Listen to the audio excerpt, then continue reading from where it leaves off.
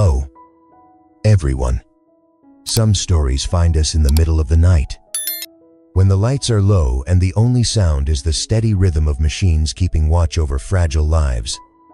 This is one of those stories, a gentle unfolding of a mother's hidden world colliding with an empire that had forgotten how to truly see.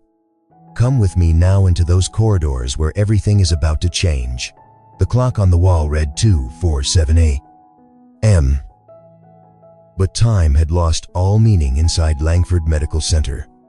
Elena Vargas pushed her worn cleaning cart down the long, dimly lit corridor of the private oncology wing, the wheels squeaking softly against the polished marble floor.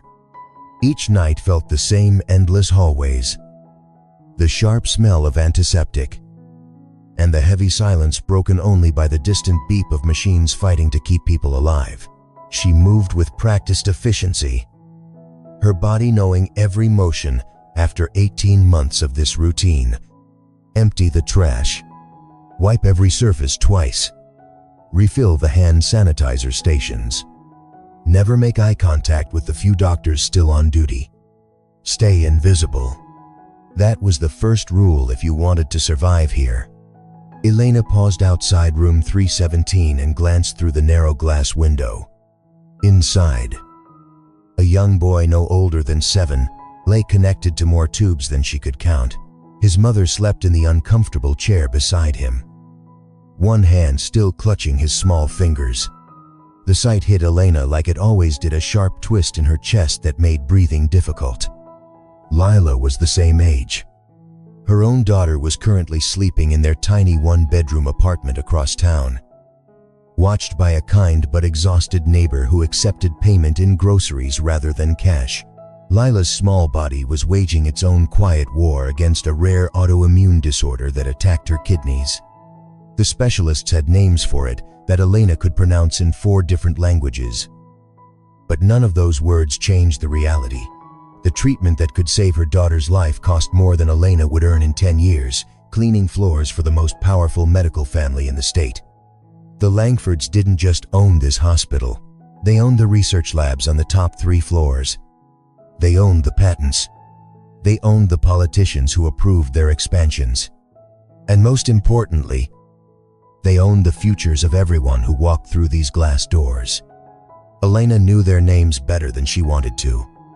Richard Langford, the cold patriarch who had built an empire from one small clinic 30 years ago.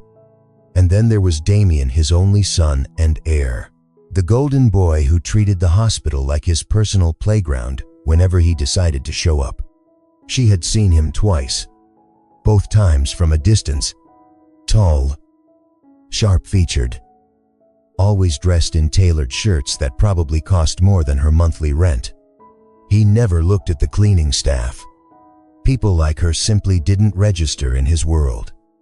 Elena entered the room quietly.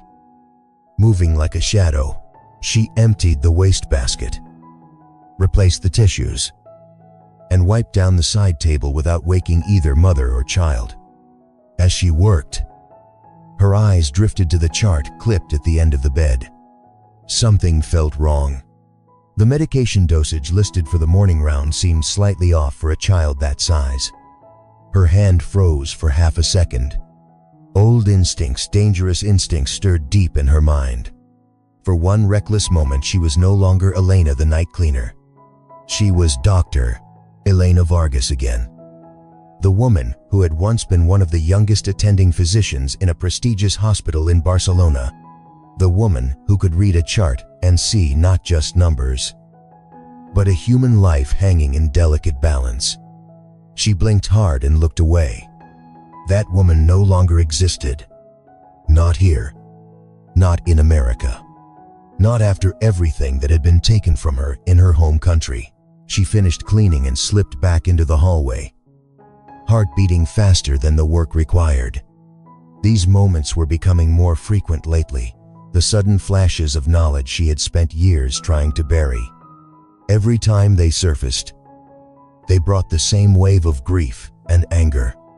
She had given up everything to protect Lila, her career, her reputation, her name in the medical community. All of it sacrificed so they could start over in a country where no one would look for them. And yet here she was, mopping floors in the very place where the kind of medicine that could save her daughter was practiced every single day, just out of reach.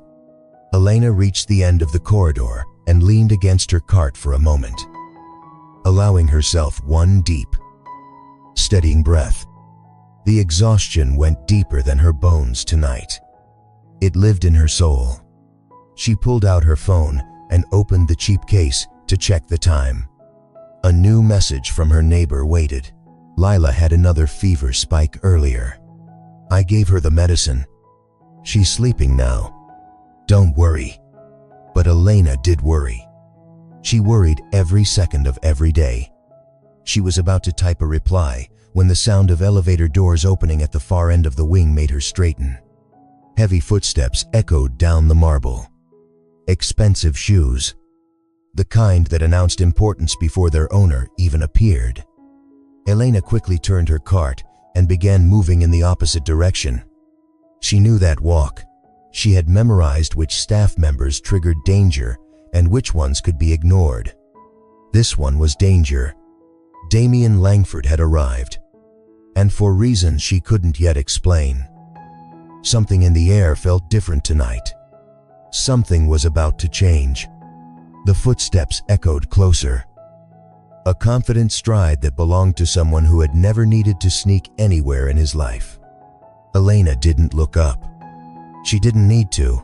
She had learned to recognize the rhythm of power the way other people recognize danger in dark alleys. Damian Langford was making one of his rare midnight visits, probably to check on some high-profile patient whose family had donated enough to name a wing after them. She steered her cart into the alcove beside the linen room, pressing herself against the wall as if the shadows could swallow her whole. His voice carried down the corridor, smooth and edged with that particular impatience reserved for people who were never told no. Doctor, if the board hears we're still waiting on the new imaging equipment, I'm the one who looks incompetent. Make it happen by morning. A murmured apology followed from the resident on duty. Elena caught only fragments, budget constraints, approval delays, but the tone was unmistakable deference wrapped in fear. She waited until the voices faded toward the executive elevator before she exhaled. Even the air felt heavier when he passed. She resumed her route, but something had shifted inside her chest. The brief glimpse of Damian had stirred the old restlessness she usually kept locked away. Not anger exactly. Something quieter. A memory of what it felt like to walk these same halls with a white coat instead of a cleaning uniform. To speak and have people listen instead of looking through her. Room 324 was next. The door was ajar, the lights low. Inside, an elderly woman named Mrs. Delgado lay motionless under thin blankets. Elena had cleaned this room every night for the past week. The woman's daughter visited during the day, always leaving behind small gifts, a knitted scarf, a photo of grandchildren, as if love alone could fix what medicine was failing to. Elena moved silently, emptying the bin, wiping the bed rail. Her eyes drifted, against her will, to the chart hanging at the foot of the bed. She told herself she wouldn't look. She had promised herself 1,000 times, but the numbers pulled at her like gravity. She glanced once, then again. The morning antibiotic order was wrong. Not slightly off. Catastrophically wrong. The dosage listed for a woman of Mrs. Delgado's weight and compromised kidney function would flood her system with toxicity within hours. The resident had transposed 2 digits, a simple keystroke error that happened every day in understaffed hospitals. Except here, in Langford Medical Center, where every chart was supposed to be triple-checked by automated systems and human oversight. This one had slipped through. Elena's hand tightened on the cleaning cloth until her knuckles whitened. She could hear her own pulse in her ears, loud as the monitors beside the bed. For one dangerous second, she was back in Barcelona. standing in the ICU, correcting a senior colleague in front of an entire team because a child's life hung in the balance. She had been right then. She was right now. Her fingers itched toward the chart. Just a quick note in the margin. No one would know who wrote it. She could use the same blue pen the nurses used. Change the 250 milligrams to 125 milligrams. Save a life and disappear back into the night. But the moment she moved, reality crashed back. If anyone noticed the handwriting didn't match the residence, questions would follow. Security footage would be reviewed. Night cleaners didn't touch charts. Ever. One correction, and she would be fired not just from this job, but possibly blacklisted from every hospital in the city. And Lila needed the overtime pay that came with these graveyard shifts.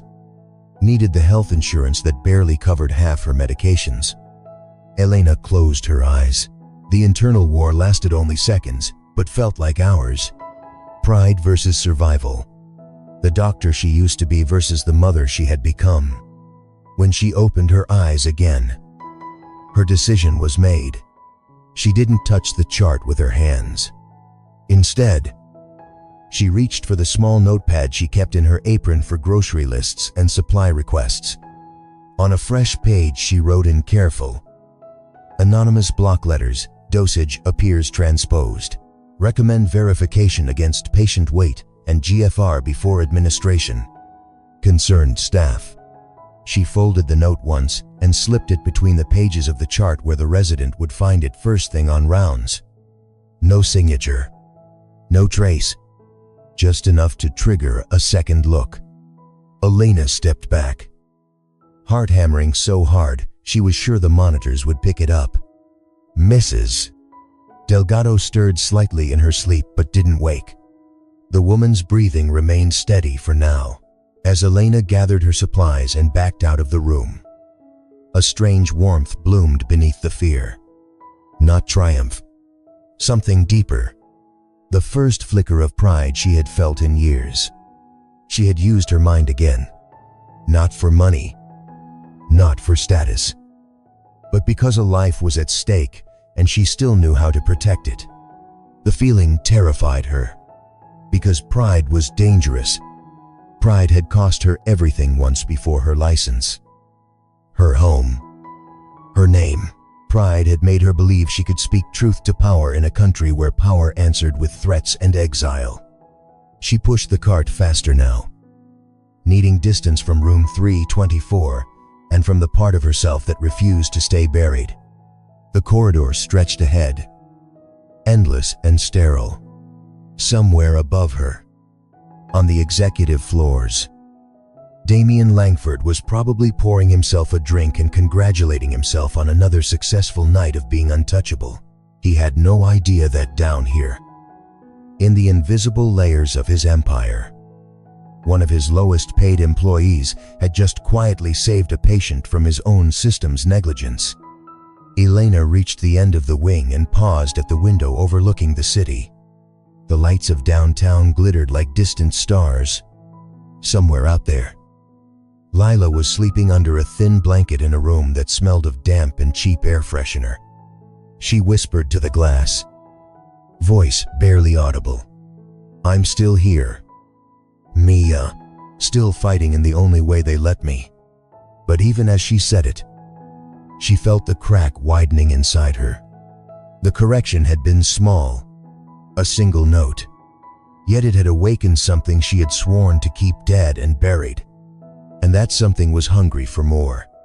She didn't know it yet. But in less than 24 hours, that hunger would collide with Damian Langford's world in a way neither of them could walk away from unchanged.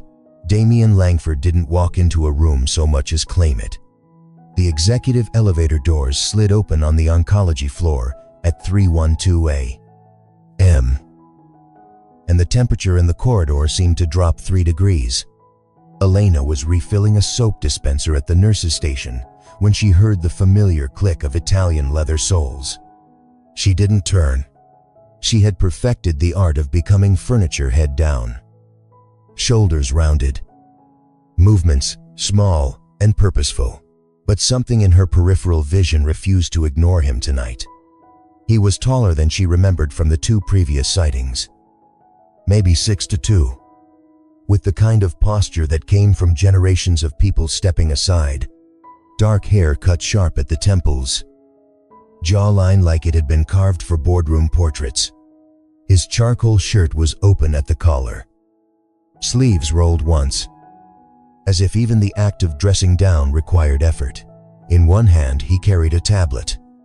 In the other, a half-empty tumbler of something amber that definitely wasn't hospital coffee. 2 residents scrambled to keep up with him.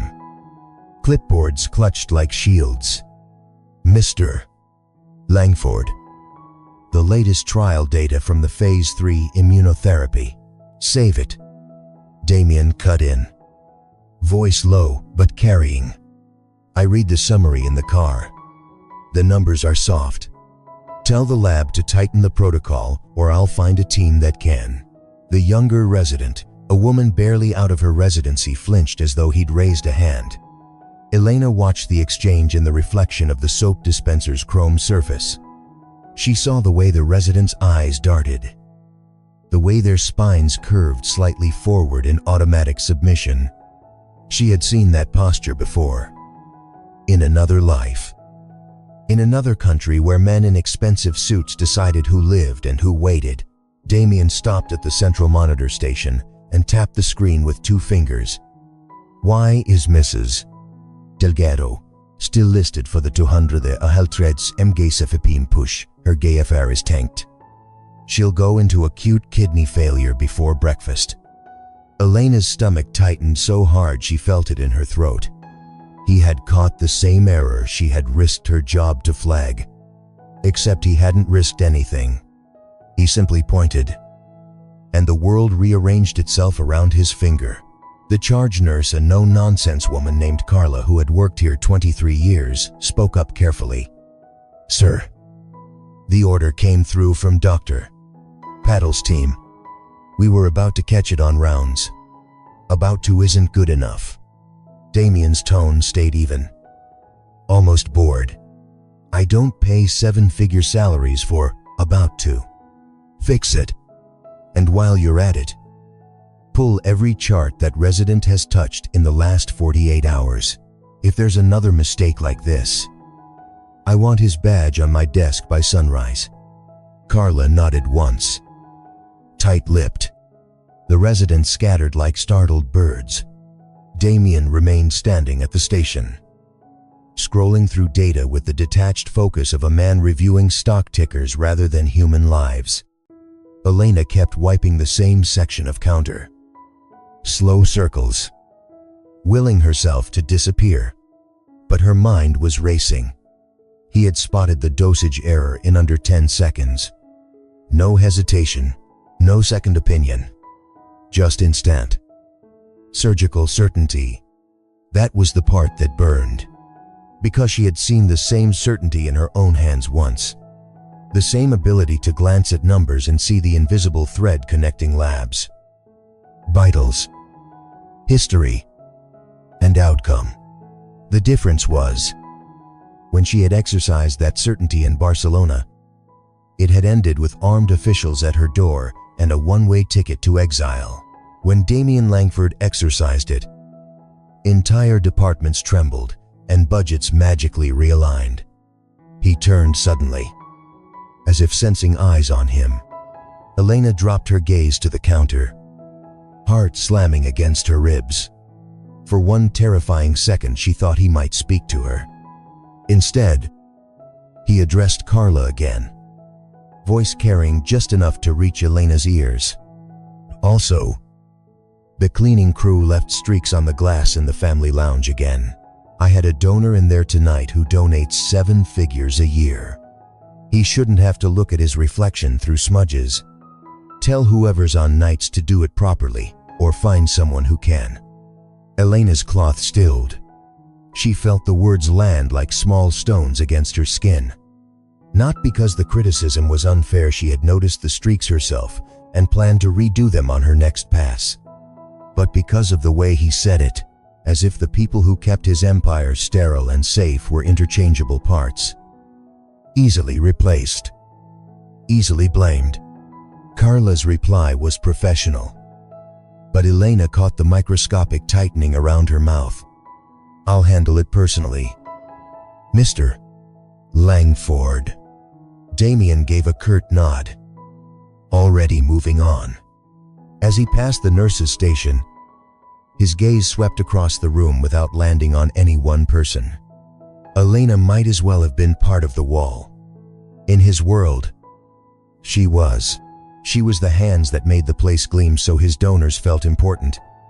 She was the invisible machinery that kept the lights on and the floors clean and the machines humming while he made decisions that shaped medical history. Yet in that same sweep of his eyes, Elena felt something shift inside her. Not fear exactly. A sharper awareness. She found herself cataloging him the way she used to catalog patients, breathing steady but shallow. Slight tension in the left shoulder, suggesting chronic stress. The faint tremor in his left hand when he set the tumbler down. Signs of a man carrying more than he let anyone see. She hated that she noticed. She hated even more that part of her, the buried doctor part, wanted to understand why a man with every advantage still looked like he was bracing for a fight he couldn't win. Damian disappeared around the corner toward the private suites. The residents trailing after him, like obedient shadows. The corridor exhaled. Carla let out a slow breath and muttered under her breath. One day that boy is going to learn the world doesn't spin just because he snaps his fingers. Elena said nothing. She simply picked up her cart and moved toward the family lounge. The streaks on the glass were faint, almost invisible under normal light. But she would clean them again, perfectly. Not because Damian had ordered it, but because Mrs. Delgado's daughter would sit in that lounge tomorrow morning, exhausted and terrified. And she deserved one clear view of the sky while she prayed for her mother. As Elena sprayed the glass and began wiping in long, deliberate strokes, she caught her own reflection, tired eyes. Hair pulled back tight under the required cap. Uniform 2 sizes too big to hide the weight she had lost. Worrying about Lila, and behind that reflection, the faint outline of the corridor where Damian Langford had just walked. She spoke to the glass, voice barely louder than the squeak of the cloth. "You see everything and nothing at all, don't you?" The words weren't for him. They were for herself. A reminder that the same man who could spot a lethal dosage error in seconds couldn't see the woman who had just saved his patient with a folded note and a prayer. Couldn't see that the night cleaner whose accent he would probably mock if he ever bothered to speak to her carried knowledge that rivaled his entire research division. Elena finished the window until it gleamed like still water. Then she stepped back, studying her work with the same critical eye she once used on surgical fields. Perfect. She allowed herself one small, private smile, the first in weeks, because in that moment, standing alone in the quiet lounge with the city lights glittering beyond the glass, Elena realized something that changed the temperature of her fear. Damian Langford might own the building, but tonight, she had quietly corrected the same mistake he had. Without title, without recognition, without risk to anyone but herself. And that small truth felt like the first crack in the invisible wall that kept people like her on one side and people like him on the other. She didn't know yet how wide that crack would become. She only knew she was no longer content to simply keep it hidden. The summons came at 6:45 p.m. Just as Elena was clocking out after a double shift that had already blurred the line between exhaustion and collapse. Her phone vibrated in the pocket of her uniform, a rare occurrence. The message was from the head of housekeeping. Terse and unsigned emergency coverage needed for the Langford Gala. Main ballroom and private terraces. Report to service entrance in 30 minutes. Overtime rate triple. No refusal. Elena stared at the screen until the letters swam. The Langford Gala wasn't just an event. It was the hospital's annual crown jewel, a black tie spectacle where senators, tech billionaires, and pharmaceutical giants gathered to write seven-figure checks while pretending the evening was about saving lives rather than tax deductions. The cleaning crew was never invited to the main floor. They worked the shadows, entering only after the last guest had left. Being called in during the event meant one thing: someone senior had screwed up, and the lowest rung was being sent to fix it. She thought of Lila waiting at home, of the neighbor who had already stayed 3 hours past her agreed time. Then she thought of the triple overtime enough to cover Lila's next specialist visit and the new immunosuppressant the insurance had denied twice. Elena closed her eyes, whispered a quiet apology to her daughter, and typed back one word: on my way. By 7:20, she was pushing a fresh cart through the service corridors beneath the grand ballroom. The air changed the moment she stepped onto the marble service stairs. Upstairs, the music was live, a string quartet playing something elegant and distant. Down here, it was the clatter of catering trolleys and the sharp smell of industrial polish. Her new uniform was stiff, the black dress required for evening events still carrying the faint chemical scent of the dry cleaner. She had pinned her hair tighter than usual, hoping invisibility would protect her. The head housekeeper met her at the service door, face pinched with stress. Terrace level 2 and the east alcoves. Spilled champagne, lipstick on glasses. Someone dropped a tray of caviar. Do not be seen. If a guest looks your way, disappear. Mr. Langford is personally hosting tonight. He wants the space immaculate between courses. Elena nodded once. She had learned long ago that questions were luxuries. She slipped out onto the private terrace that overlooked the city river. The view was breathtaking: glass railings, fairy lights woven through potted olive trees, tables draped in ivory linen. Laughter floated on the breeze like expensive perfume. Women in gowns that cost more than her apartment sparkled under crystal chandeliers. Men in tuxedos discussed mergers and miracle drugs with the casual confidence of people who had never waited for a test result. Elena moved like smoke. She righted overturned flutes, wiped sticky rings from marble, collected abandoned napkins printed with the Langford crest.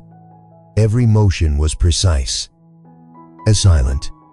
She kept her eyes lowered, counting tiles instead of faces, but the voices still reached her. At the far end of the terrace, a cluster of guests surrounded a tall figure she recognized instantly. Damian Langford stood at the center, champagne flute in hand, smiling, the kind of smile that never quite reached his eyes. He was wearing a midnight blue tuxedo that fit like it had been sewn onto him. The woman beside him, blonde, laughing too loudly, kept touching his arm as if ownership were a public performance. Honestly, Damian, the woman was saying, if your father doesn't retire soon, the board will force the issue. You're ready. Everyone knows it. Damian's reply was smooth. My father built this place with his own hands. When he decides the time is right, I'll be here. Until then, we keep saving lives. That's what matters. Elena's cloth stilled against a table. The sincerity in his voice almost sounded real. Almost. She had heard that same tone in boardrooms back in Barcelona, men who spoke of legacy while quietly dismantling the careers of anyone who threatened it. She moved closer to the next alcove, staying in shadow. A silver tray of half-eaten canapés had been abandoned on a side table. As she reached for it, a voice cut through the music like a blade. Excuse me, you there. The cleaning girl. Elena froze. The accent in the voice was American, polished, but the tone was pure entitlement. She turned slowly, keeping her head down. A man in his late 30s, one of Damian's inner circle. She guessed was pointing at the floor near his shoe. A small puddle of red wine glistened on the marble. Clean that before someone slips. My date almost twisted her ankle. Elena knelt without a word, pulling a fresh cloth from her apron. The man didn't step back. He simply continued his conversation as if she were part of the furniture. Anyway, Damian's being modest. The old man's health is failing. We all saw the tremor at the last board meeting. If he doesn't step down voluntarily, we'll make it happen. The new immunotherapy wing needs decisive leadership. Elena's hand paused mid-wipe. Tremor. She had noticed it too, the slight shake in Damian's left hand when he set down his glass the night before. A clinical detail she had filed away without meaning to. Now it echoed in her mind like a warning bell. She finished the spill and rose. Eyes still lowered. The man didn't thank her. He simply turned away, laughing at something his companion said. Elena backed toward the service door. Heart thudding. The terrace suddenly felt too bright, too loud, too close. The glittering excess pressed against her skin like a physical weight, diamonds flashing under lights. Laughter that never quite hid the calculation beneath. Wealth so casual it bordered on cruelty. She slipped back into the service hallway, leaning against the cool wall for a moment. Her hands were trembling, not from fear exactly, but from the sheer proximity of it all. These people decided which treatments got funded, which research moved forward, which children like Lila received experimental protocols, and which were told to wait on a list that never moved. And she, the woman who could have been standing among them once, was on her knees wiping their spilled wine. The thought burned hotter than it should have.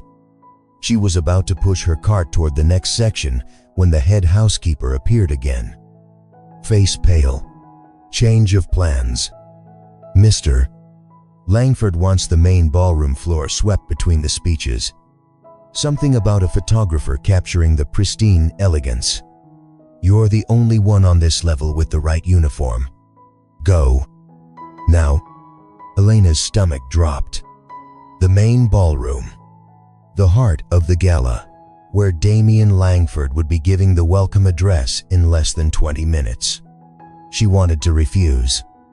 Every survival instinct screamed at her to disappear back into the night. But triple overtime. Leila's next infusion. The specialist who had finally agreed to see her daughter next week. She swallowed the fear, adjusted her cap, and stepped through the hidden service door into the glittering chaos of the main ballroom. The lights hit her like a spotlight. Hundreds of eyes, none of them seeing her. Yet, she began sweeping the wide aisle between tables. Movements small and efficient. The string quartet swelled. Waiters moved like dancers. And at the far end of the room, on the raised dais, Damian Langford stepped to the microphone, smiling that practiced, empty smile. Elena kept her head down, but she felt the moment coming, the collision she had dreaded since the first text message arrived. She didn't know how close it would be. She only knew that when it arrived, everything she had buried for 3 long years was going to rise to the surface, whether she was ready or not. The string quartet faded into polite applause as Damian Langford finished his opening remarks. Elena had almost made it. She was nearly at the service door, pushing her cart with the quiet efficiency that had kept her safe for months. The ballroom floor gleamed under her work. She had swept every visible crumb, wiped every sticky spot, and stayed so far in the background that most guests probably thought the place cleaned itself. Then it happened. A waiter hurrying past with a tray of champagne flutes stumbled. One glass tipped. Golden liquid splashed across the marble directly in the path of an older couple, major donors wearing enough diamonds to fund an entire research wing. The woman gasped as droplets hit the hem of her emerald gown. The entire section of the room turned. Before Elena could even move, Damian's voice sliced through the sudden silence like a scalpel. "You, cleaner." Elena froze, one hand still gripping the cart handle. The word cleaner landed heavier than any insult. She slowly turned, keeping her eyes on the floor. The spilled champagne glistened mockingly between them. Damian stepped down from the dais, his expression shifting from polished host to something colder. The crowd parted slightly, sensing entertainment. The woman in the emerald gown clutched her husband's arm, looking more annoyed than distressed. "Get over here and clean this mess before my guests have to walk through it," Damian ordered, voice carrying across half the ballroom. "Now." Elena moved forward without speaking, her knees bent automatically as she pulled fresh towels from her apron. She could feel hundreds of eyes on her back. The heat of humiliation crawled up her neck. She began mopping the spill with practiced, rapid strokes, trying to make herself as small as possible. But Damian wasn't finished. He stood over her, arms crossed, watching her work like she was an insect under glass. "Look at this. We pay people to keep this place spotless, and yet here we are. Is this really the best you can do?" Elena kept her head down. Her accent was thicker when she was nervous. She knew this. She had trained herself to speak less around authority, but the pressure of the moment made her tongue heavy. "I'm sorry, sir," she said quietly, the words carrying the soft cadence of her Spanish roots mixed with years of living between countries. "I will clean it properly." The moment the sentence left her mouth, she knew she had made a mistake. Damian let out a short, sharp laugh that wasn't amused at all. It was theatrical, designed to invite the room in on the joke. "Did you hear that?" he said, turning slightly toward the nearest cluster of guests. "We've got a regular international incident on our cleaning staff." "Where exactly are you from?" "Sweetheart, the accent is interesting." A few people chuckled. Others shifted uncomfortably, but stayed silent. The woman in the emerald gown smirked. Elena's face burned. She scrubbed harder at a spot that was already clean. "I am from many places, sir. I clean the floor now." The laughter grew louder. Damian leaned in slightly, his voice dropping but still loud enough for the surrounding tables to hear. "Many places, that explains the sloppy work. We have standards here at Langford Medical. This isn't some third world back alley. If you can't even handle a simple spill without leaving streaks and speaking like you just stepped off a boat, then maybe you don't belong here at all." The words hit Elena like physical blows. Each one stripped away another layer of the armor she had spent years building. She felt her daughter's face flash behind her eyes, Lila's tired smile, her small hand reaching out from a hospital bed they couldn't afford. Her voice, when it came, was barely above a whisper, but steady. "I apologize for the inconvenience.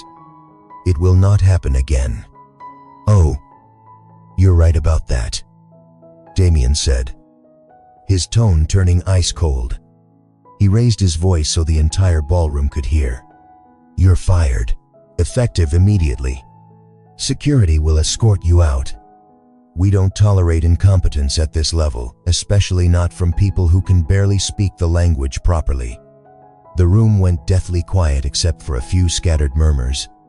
Someone whispered harsh, but no one spoke up. No one ever did. Elena rose slowly from her knees. For the first time, she lifted her eyes and looked directly at Damian Langford.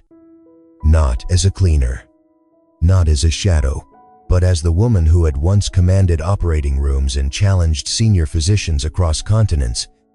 In that single glance, something ancient and powerful flickered behind her dark eyes: rage, grief, and a terrifying intelligence that had been buried for far too long. Her hands trembled at her sides, but her voice, when it finally came, was clear. "As you wish, Mr. Langford." She turned, leaving the cart behind, and walked toward the service exit, with her head held higher than it had been in 3 years. The crowd parted for her now in a different way, not out of respect, but the way people step back from something that suddenly feels dangerous. Behind her, Damian returned to the microphone as if nothing had happened, launching into his prepared speech about compassionate care and excellence. But Elena wasn't listening anymore. Something inside her had snapped open, and for the first time since arriving in this country, the doctor she used to be was no longer willing to stay silent. Elena didn't cry until she reached the service corridor. The heavy metal door clicked shut behind her, sealing away the glittering ballroom and the echo of Damian Langford's voice still ringing in her ears. She leaned against the cold concrete wall, the rough texture biting into her shoulder blades through the thin uniform fabric. Her hands shook as she pulled off the required black cap, letting her dark hair fall loose for the first time in hours. The humiliation burned hotter now that no one was watching a live coal lodged behind her ribs. Fired. The word tasted like ash. After 18 months of silent endurance, after every night spent scrubbing floors so she could afford the next round of Lila's medications, it had ended with a public dismissal over spilled champagne and an accent she had never been ashamed of until tonight. She could still see the donors' faces, some pitying, most amused, as if her entire existence had been reduced to entertainment between courses. She should have left, should have walked straight out the employee exit, called her neighbor to explain why she'd be home early, and begun the grim task of finding another night job that paid enough to keep the roof over their heads. But her feet refused to move toward the parking lot. Instead, they carried her deeper into the hospital's underbelly, toward the staff locker room where she kept a spare set of scrubs hidden in the back of her assigned cubby, the ones she used when spills ruined her uniform. Tonight, they would serve a different purpose, because something had broken open in that ballroom. Not just her pride. The doctor she had buried 3 years ago, the one who had once diagnosed a cluster of mysterious fevers in a remote village clinic before any lab confirmed it was awake now. Wide awake. And she was screaming that a child on the 3rd floor was dying from the wrong diagnosis. Room 317. The boy she had watched night after night. 7 years old. Name on the chart listed only as Patient J. His symptoms had never added up: persistent low-grade fever, unexplained seizures, normal blood work that somehow didn't match the rapid decline. The attending physicians had labeled it an aggressive viral encephalitis and thrown every antiviral they had at it. But Elena had seen the pattern before, in a different language, in a different country. It wasn't viral. It was a rare metabolic disorder, one that mimicked encephalitis perfectly until the wrong treatment accelerated organ failure. She had caught it in the chart notes weeks ago. The slight elevation in ammonia levels buried in the labs. The family history the mother had mentioned once in broken English about a cousin who just wasted away. Elena had written it off as none of her business. Until tonight. Until Damian Langford's casual cruelty had stripped away every reason she had left to stay quiet. She changed quickly in the locker room, swapping the gala uniform for plain gray scrubs and a surgical cap that hid her hair. No name badge. No ID. Just another anonymous night shift face. The hospital's security was focused on the gala entrances tonight.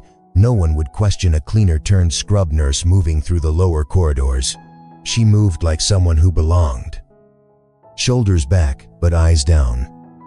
The way she had learned in her first year of residency, when hospitals still felt like temples instead of battlefields. The oncology wing was quieter now. Most visitors had gone home.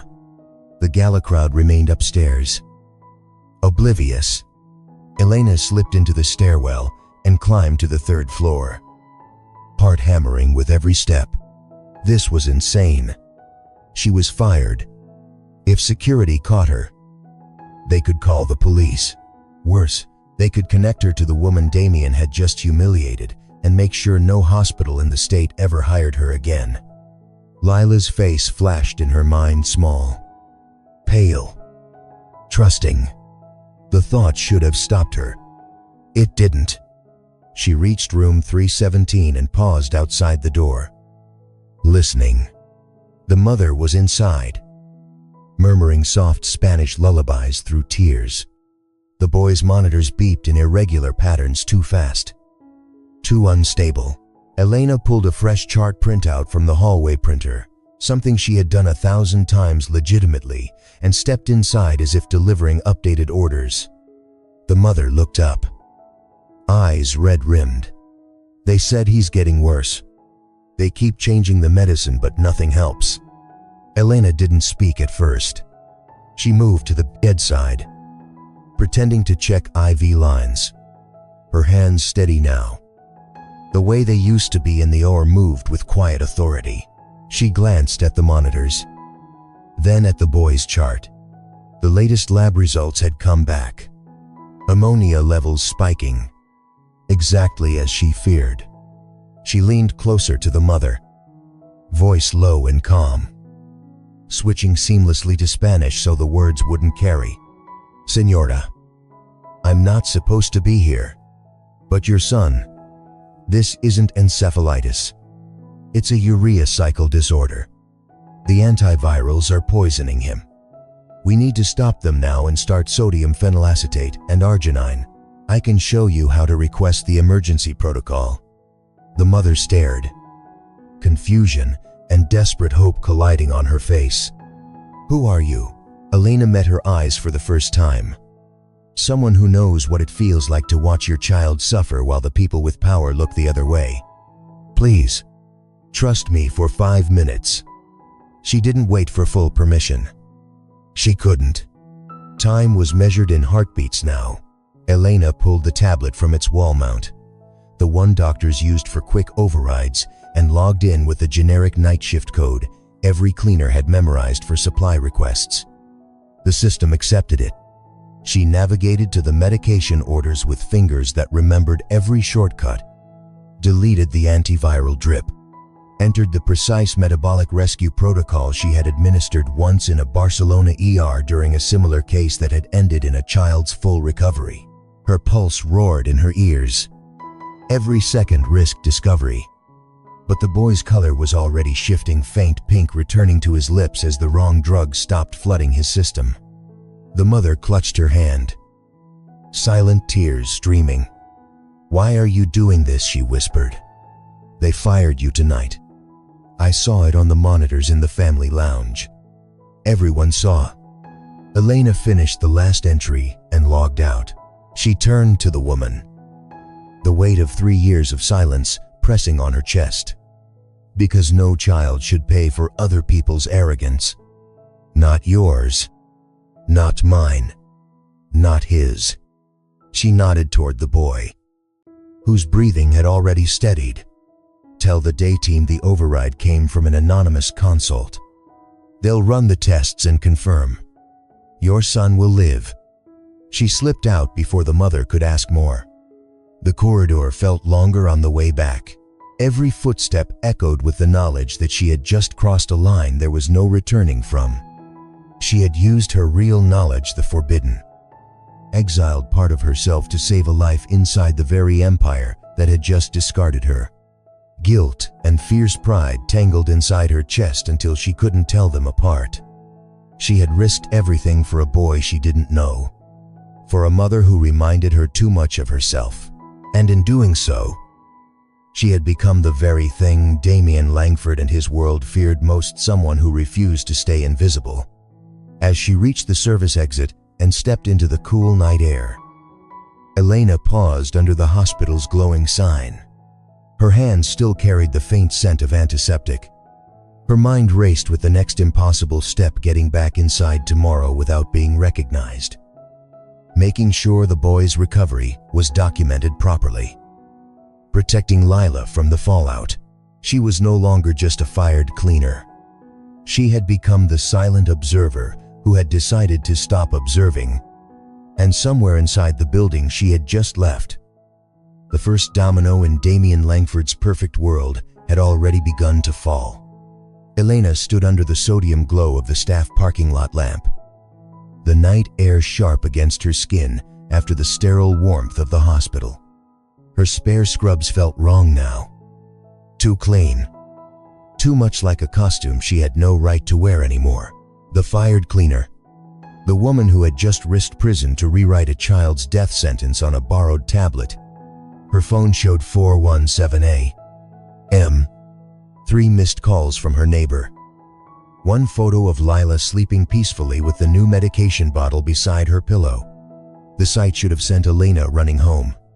Instead, she lingered, keys in hand, staring at the hospital's rear entrance like it was a wound she couldn't stop pressing. She had nowhere safe to go back to inside those walls. Security would have her photo by morning. Damian Langford's word carried more weight than any badge. Yet the pull remained the boy in 317 whose ammonia levels would normalize by dawn because of her forbidden intervention. She had saved one child tonight while her own waited across town. The contradiction clawed at her until breathing hurt. A soft scrape of rubber soles on asphalt made her turn. "Don't run." The voice was low, female, edged with the kind of calm that came from decades of holding other people's lives together. Nurse Margaret Torres stepped out from behind a parked ambulance, her white coat unbuttoned over navy scrubs. Silver hair pulled into the same tight bun she had worn every shift for 27 years. Elena had seen her 100 times efficient. No nonsense. The kind of charge nurse who remembered every patient's birthday and every resident's weakness. She had never spoken to Elena beyond a polite nod. Tonight, Margaret's eyes held something else. Recognition. "I watched the gala feed," Margaret said, stopping 6 feet away, hands visible at her sides as if approaching a wounded animal. "Saw what he did to you. Public execution over spilled wine. Classy." Elena's grip tightened on her keys. "I'm leaving. You don't need to escort me out." "I'm not here to escort anyone." Margaret glanced over her shoulder at the empty lot, then back. "I'm here because I saw what you did in 317. The override. The protocol you entered. Sodium phenylacetate at exactly the right dose for a 7-year-old with suspected OTC deficiency. Most attendings would have missed it. You didn't." Elena felt the ground tilt. She had been so careful. Generic login. No name. Deleted history. Yet this woman knew. How Margaret gave a small, tired smile.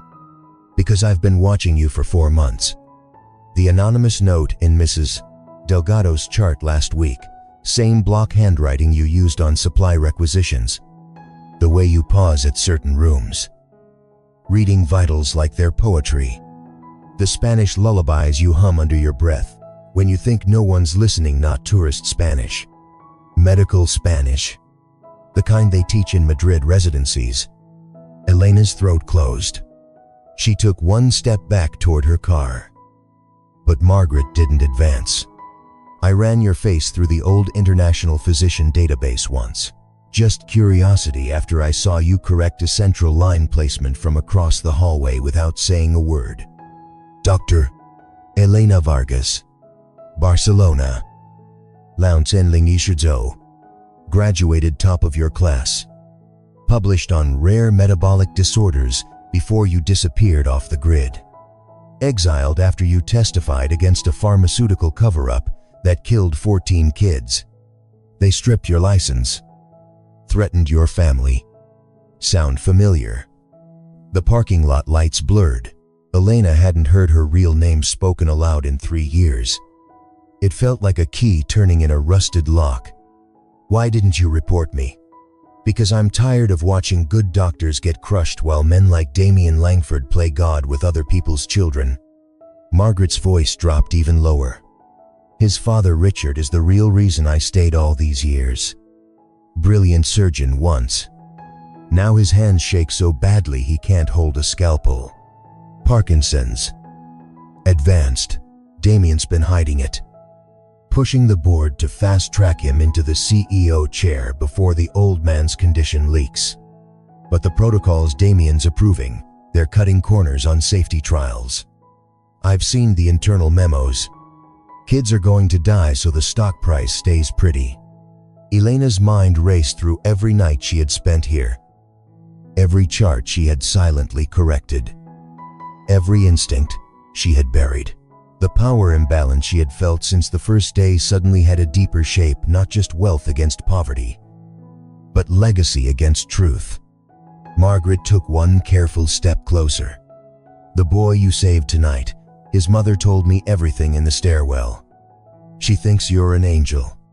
I think you're a doctor who never stopped being one. And right now this hospital needs that doctor more than it needs another cleaner. Elena laughed once. A broken sound. I'm fired. Blacklisted by morning. I have a daughter with failing kidneys who needs me alive and employed. I know about Lila. Margaret's eyes softened. I saw her name on the charity application list last month. Denied because the Langford Foundation only funds high-visibility cases.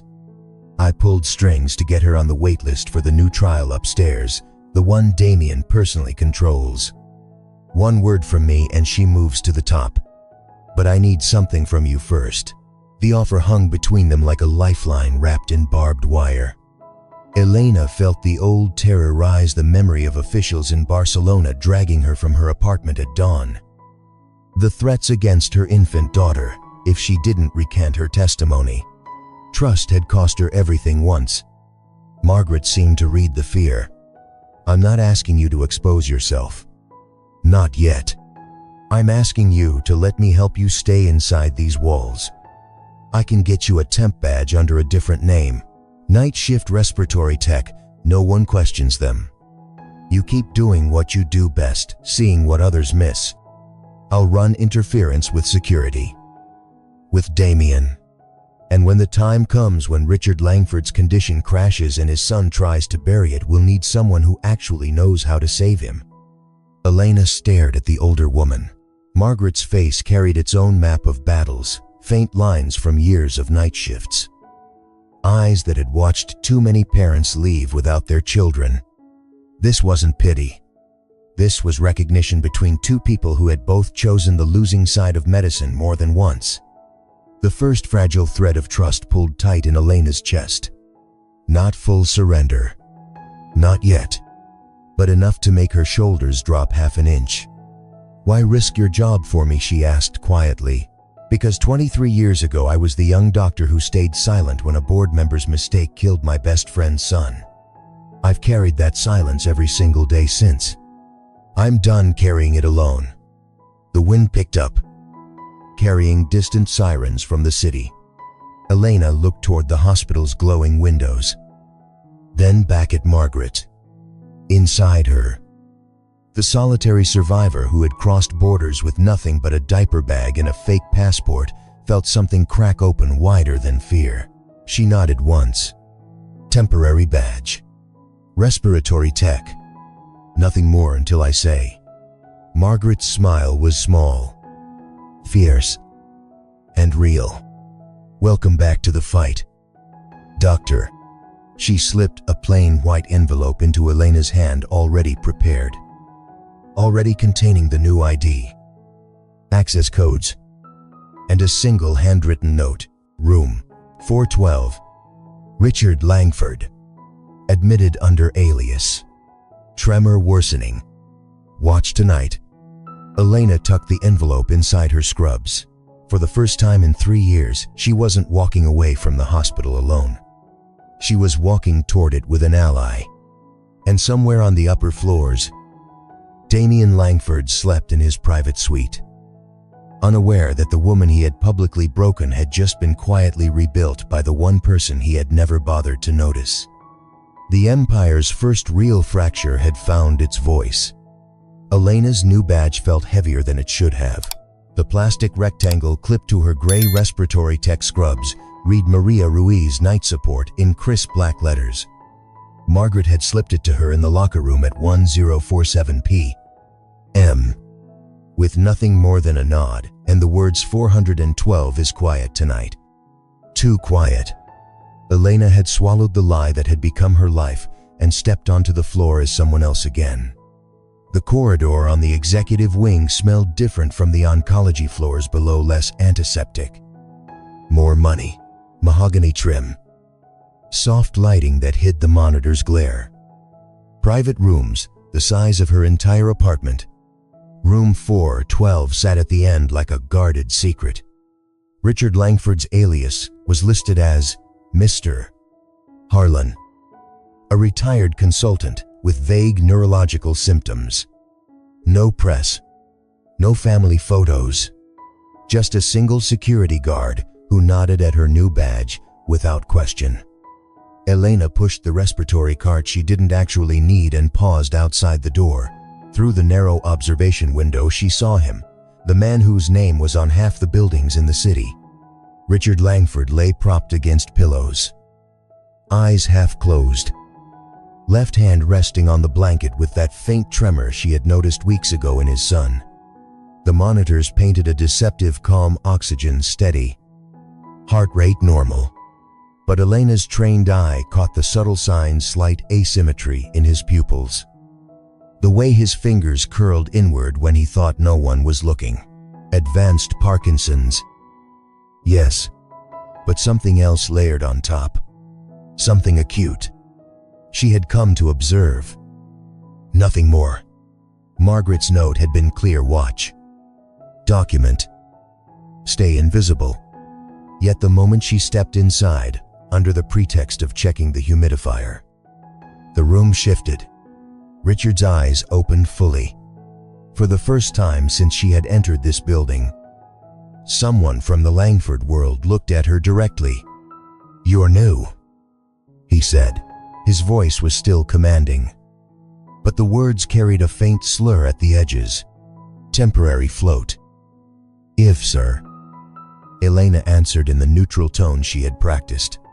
She adjusted the oxygen line, keeping her movements clinical. Richard studied her longer than necessary. "Accent, Spanish, many places," she replied. The same words she had used the night Damian destroyed her. The memory flared hot in her chest. But she kept her face blank. He gave a dry chuckle that turned into a cough. "My son hates accents. Says they make people sound unreliable. I told him once that my grandmother spoke 5 languages and still ran this hospital before he was born. He never listened." Elena's hand stilled on the valve. 5 languages. The same number she carried in her own head: Spanish, English, French, Arabic, Mandarin, the tools of a doctor who had once coordinated international relief teams in refugee camps. She said nothing. But Richard wasn't finished. "Something's wrong tonight," he muttered, almost to himself. "Head feels like it's full of static. Damian keeps saying it's just the new medication. He doesn't want the board to know how bad it's gotten." The tremor in his left hand suddenly intensified. His fingers spasmed, knocking the water cup off the bedside table. Elena moved without thinking, caught the cup mid-fall, righted it, and reached for his wrist to check the pulse. The moment her fingers touched his skin, she felt it, the irregular flutter beneath the surface. The cold sweat that didn't match the room temperature. Not Parkinson's progression. Not tonight. She glanced at the monitor. Oxygen saturation had dropped 3 points in the last minute. Heart rate climbing. Pupils now clearly unequal. A stroke. Ischemic. Probably triggered by the experimental dopamine agonist Damian had pushed through trials without full disclosure. She had seen the internal memo. Margaret slipped her earlier rushed approvals. Buried side effect data. Richard's eyes widened. "I can't." Feel my right side." The words came out slurred now, the right corner of his mouth drooping. Elena's mind raced through protocols in 4 languages at once. Time was brain. Every second counted. She could call the code team. She could disappear and let the system that had humiliated her handle its own patriarch, or she could use the knowledge she had sworn to bury. Her daughter's face flashed behind her eyes, Lila sleeping under thin blankets. Kidneys failing, while the Langford Foundation denied charity cases that weren't photogenic enough. Self-preservation screamed at her to walk away. The doctor inside her, the one who had once saved 14 children from a poisoned vaccine in a country that then exiled her, refused. She pressed the emergency call button but didn't wait for the team. Instead, she leaned close. Voice low and urgent. "Mr. Langford, listen to me. This is not the Parkinson's. You're having an acute cerebrovascular event. I need you to stay calm. I'm going to reverse the dopamine agonist immediately and start thrombolytic protocol if we're still inside the window."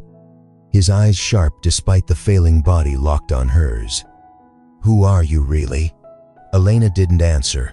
She moved to the IV pump, fingers flying over the touchscreen with muscle memory she hadn't used in 3 years.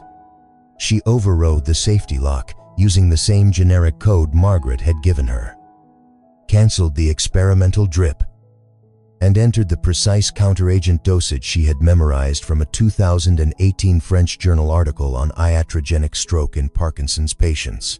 The numbers appeared in her mind first in Mandarin, the language she had used during her last international conference, then translated themselves into the English interface. The door burst open. 2 residents and a night attending rushed in. Margaret was right behind them, eyes meeting Elena's for a split second in silent understanding. "Code stroke," the attending barked. "Get neuro down here." Elena stepped back into the shadows, cart between her and the chaos. But she didn't leave. She watched the monitor stabilize as her intervention took hold. Richard's right hand twitched once, then relaxed. Color crept back into his face. The tremor quieted. Damian arrived 12 minutes later. Hair disheveled, shirt untucked, the golden heir suddenly looking very human. He pushed through the crowd to his father's bedside, voice tight with something that wasn't just concern, it was fear of exposure. "What happened?" "He was stable an hour ago." The attending hesitated. "Looks like a reaction to the new protocol." "Sir, someone already started the reversal before we arrived." Damian's gaze swept the room, landing on Elena for the briefest moment. She kept her head down, adjusting the useless humidifier. He didn't recognize her, not yet. The uniform, the badge, the anonymous face, but something in his posture shifted. A predator, sensing an intruder in his territory. Richard's voice, weak but clear, cut through the noise. The new girl. She knew exactly what to do. Damian turned. What new girl? Elena felt the room's attention pivot toward her like a spotlight she had spent years avoiding. Her internal war reached its peak. Run and protect Lila, or stay and risk everything for the man whose son had publicly shattered her dignity. She met Damian's eyes for the first time since the gala, and in that single heartbeat, she realized the stakes had just doubled. Because saving Richard Langford wasn't just about one life anymore. It was about forcing the heir to confront the truth that the woman he had thrown away on a ballroom floor might be the only person capable of keeping his empire and his father alive. The internal battle tore through her like fire. But the doctor had already made her choice. Damian's question hung in the air like a scalpel suspended mid-cut. What new girl? His gaze swept the room again, sharper now, landing on Elena where she stood half hidden behind the respiratory cart. Recognition flickered, not full. Not yet, but enough to tighten his jaw. The attending physician was already barking orders for a full stroke panel. residents scrambling for the crash cart. Monitors screaming new alarms as Richard's oxygen saturation dipped again. The reversal Elena had initiated was holding. But the damage from the experimental drug was more complex than a simple counteragent could fix. Rare neurological cascade. The kind that required specialists who didn't exist inside these walls. Richard's right hand twitched violently. His voice came out fragmented. She knew. Before anyone, Elena felt the moment crystallize around her. The room was chaos beeps, shouted vitals, the metallic clatter of IV poles. Margaret stood in the doorway, eyes locked on hers in silent permission, now or never. Lila's face flashed behind Elena's eyelids, small chest rising and falling in their tiny apartment. The next dialysis appointment only days away. One wrong move and the fragile safety net Margaret had woven would tear. One right move, and she might save the man whose empire had nearly destroyed her. She stepped forward. The motion was small, but the shift in energy was seismic. Elena pulled the surgical cap from her head, letting her dark hair fall. She reached for the wall-mounted tablet, the one reserved for emergency teleconsults, and logged in with the admin override Margaret had embedded in the new badge. No more hiding behind generic codes. Her fingers flew across the screen with the precision of someone who had once run international disaster response teams. "Everyone stop talking," she said in crisp, unaccented English. The room didn't freeze yet, too much noise, but heads turned. She switched the tablet to multi-line video and initiated 4 simultaneous secure calls. The first connected in seconds. "Doctor Laurent. Paris, j'ai besoin du protocole pour cascade ischémique post-agoniste dopaminergique chez patient Parkinson stade avancé. Dosage exact de TPA modifié. Maintenant." Her French was flawless. Rapid fire. The accent of a native speaker who had trained at the Pitié-Salpêtrière. Damian's head snapped toward her, as if she had slapped him. The second line blinked green Cairo. "Dr. Hassan. Urgence.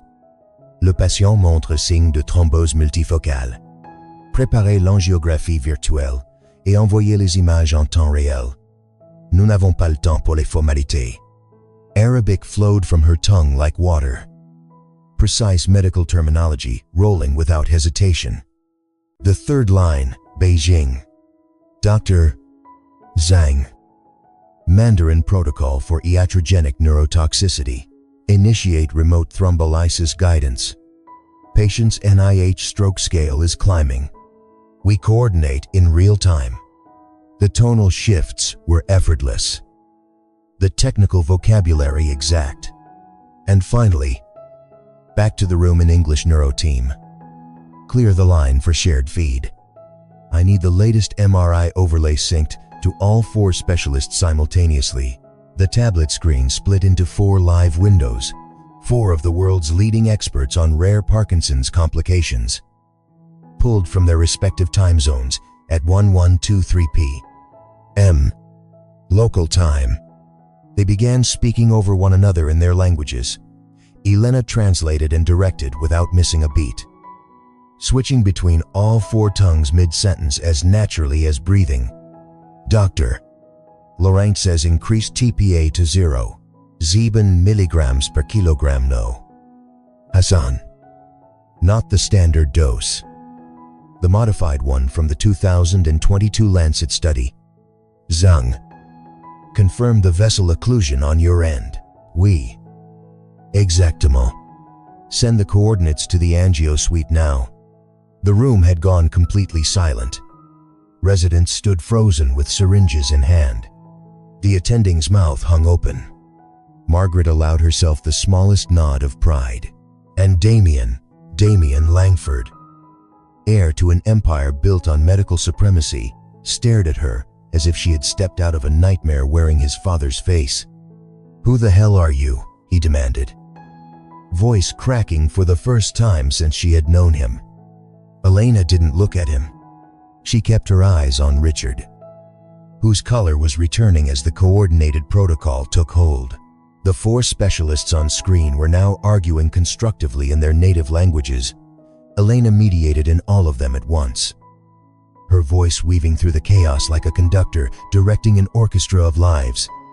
"Tell the board we have remote angio confirmation," she said in English to the attending.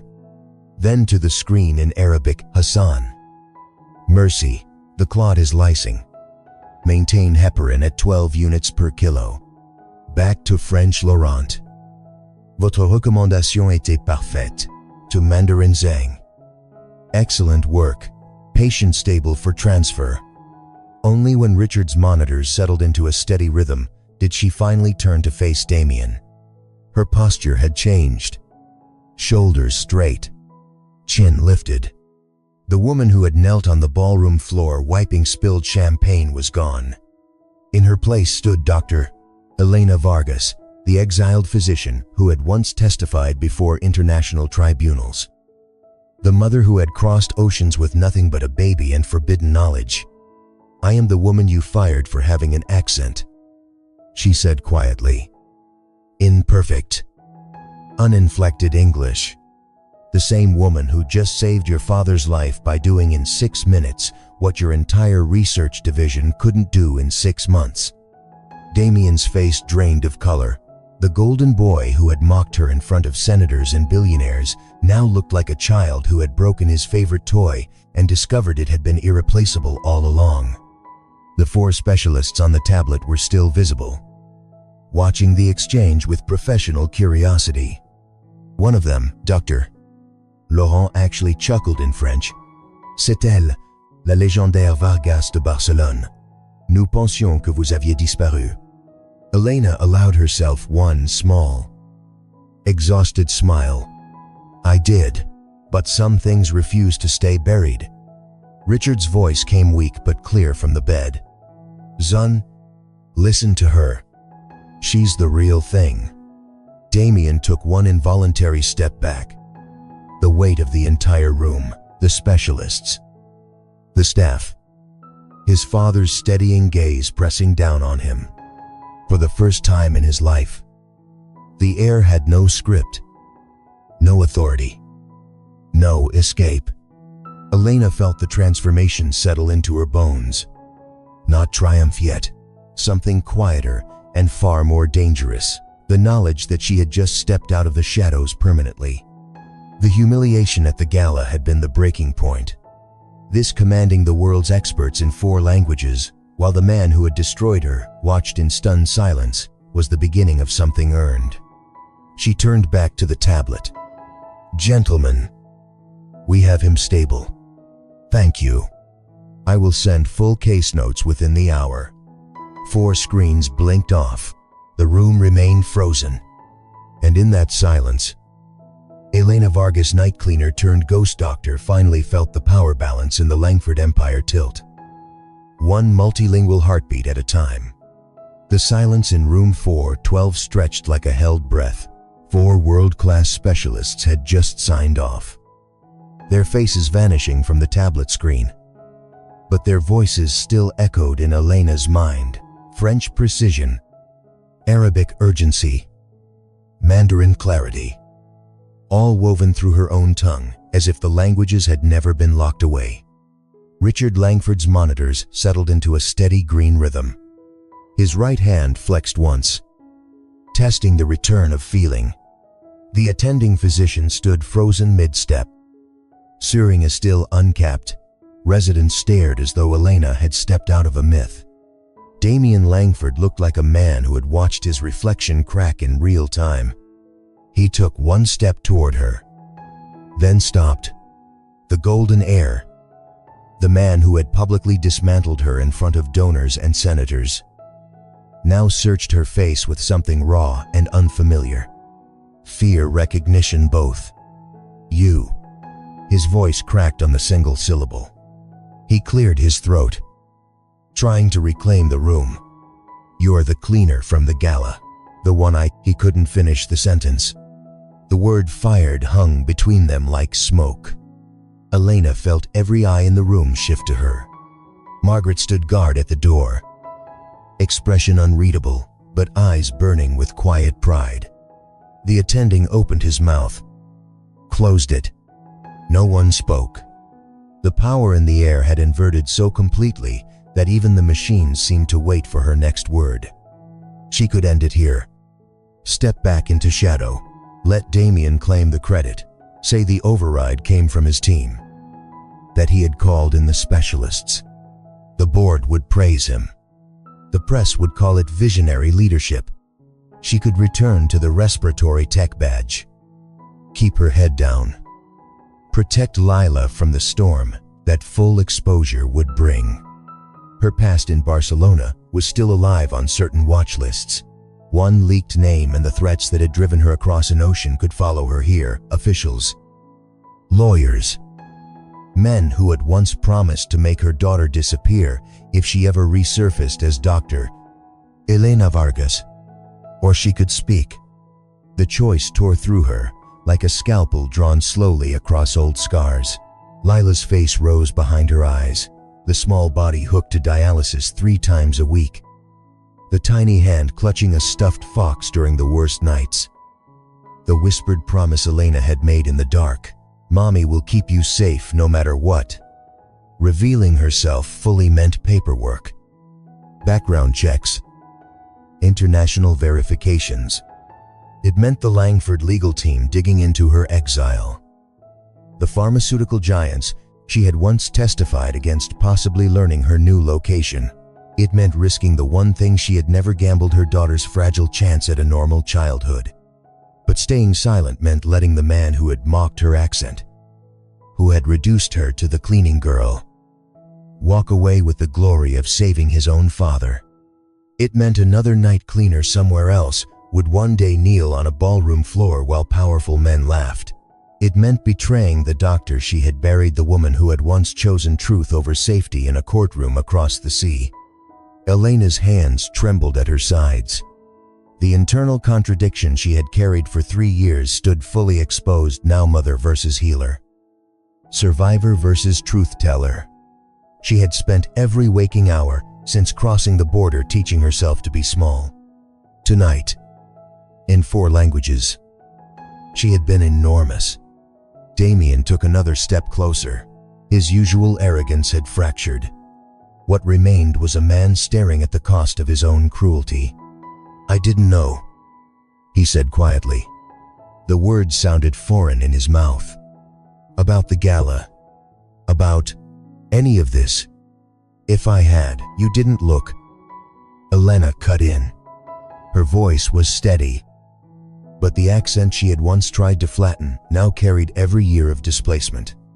"You never look at the people who keep your empire clean. You saw an accent and decided I was nothing, and now you want me to disappear again so you can tell the board you saved your father." The attending shifted uncomfortably. Margaret's hand rested on the door handle, ready to clear the room if Elena gave the signal. Damian's jaw worked. For the first time, he looked at her not as an inconvenience, but as a mirror. "My father is alive because of you. I'm not stupid enough to pretend otherwise, but if the board finds out a fired night cleaner just coordinated an international stroke rescue, the stock will tank. The trials will be investigated.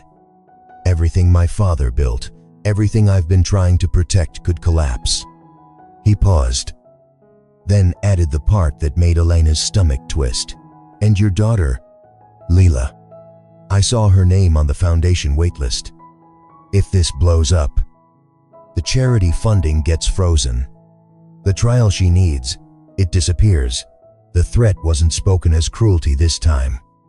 It was spoken as fact. A man who controlled empires now understood exactly which lever would hurt her most. Elena felt the moral crossroads split open beneath her feet. Reveal everything, reclaim her name, her license, her right to practice openly and risk Lila's safety in the chaos of exposure. Or let Damian spin the story. Accept a quiet promotion under her false badge, and keep her daughter shielded behind layers of secrecy. Both paths demanded sacrifice. Both paths asked her to betray some part of herself. She looked at Richard Langford. The old man watched her with clear, exhausted eyes that had built something vast and imperfect. For one heartbeat she saw not the empire, but the father who had once told his son that accents didn't make people unreliable. The decision rose slowly, not in triumph but in quiet resolve. "I won't let you take credit," she said, voice low but carrying, "but I won't destroy your father's legacy either. Not tonight. Not while he's still fighting to breathe." She turned to Margaret. "Call the board. Tell them an anonymous consultant provided remote guidance. No names. No gala story. But the moment Richard is stable enough to speak for himself, he decides how much truth the world hears." Damian exhaled relief and shame tangled together. "Thank you." "Don't thank me," Elena replied. "I'm not doing this for you. I'm doing it because some children still need this hospital to exist, including mine." She stepped back, the weight of the choice settling into her bones like new armor. The doctor and the mother had found a fragile truce, not full surrender to either side. Something harder and more honest. But as she watched Damian's shoulders relax, as she felt Margaret's quiet pride, Elena understood the deeper transformation happening inside her chest. For the first time in 3 years, she was no longer choosing between hiding and surviving. She was choosing how much of herself she was finally willing to risk being seen. The room began to move again, residents updating charts, nurses adjusting lines. But Elena felt the next crack forming already, because Richard Langford was watching her with an expression that said he wasn't finished speaking. And somewhere in the city, the shadows she had fled in Barcelona were already stirring at the rumor of a ghost doctor who spoke 4 languages and saved billionaires in the dead of night. Damian Langford's office on the top floor felt smaller than it had yesterday. The glass walls that once offered a god's eye view of the city now reflected back a man unraveling thread by thread. He paced the length of the long walnut table, tablet clutched in one hand, the other raking through hair that had lost its perfect styling hours ago. The stroke reversal protocol had worked. His father was stable, breathing on his own, eyes clear enough to ask pointed questions about the new respiratory tech who spoke like the United Nations. But stability came at a price Damian hadn't budgeted for. The first crack appeared at 4:12 a.m. via an encrypted internal alert from the compliance server. Margaret Torres, the quiet charge nurse everyone assumed was harmless, had quietly triggered a routine audit flag on the experimental dopamine agonist. Not a full report, just enough to light up the board's overnight monitoring system. The memo attached was clinical, precise, and devastating unreported risk of iatrogenic cerebrovascular events in advanced Parkinson's patients. 3 prior internal warnings suppressed under expedited approval protocols signed by D. Langford. Damian stared at the screen until the letters blurred. He had signed those approvals himself, rushed them through after his father's symptoms worsened, convinced that faster data meant stronger legacy. Now the data was turning on him. He slammed the tablet down. "She's behind this." He didn't need to say the name. Every senior staffer still on duty knew exactly who she was. The woman who had walked into his father's room as a nameless night tech and walked out having coordinated 4 continents in 4 languages. Security footage from the gala had already been pulled and circulated in hushed group chats to the cleaner on her knees. Damian's voice cutting across the ballroom like a whip. Someone had even slowed the clip and added subtitles. The humiliation he had inflicted was now the spark lighting fuses he couldn't reach. By 5:30 a.m. The second crack widened. 3 board members, the ones who had always deferred to the Langford name, requested an emergency virtual huddle. Damian joined from his desk, tie loosened, trying to project the calm authority he had worn like armor his entire life. The oldest member, a woman who had known his father since medical school, spoke first. Damian.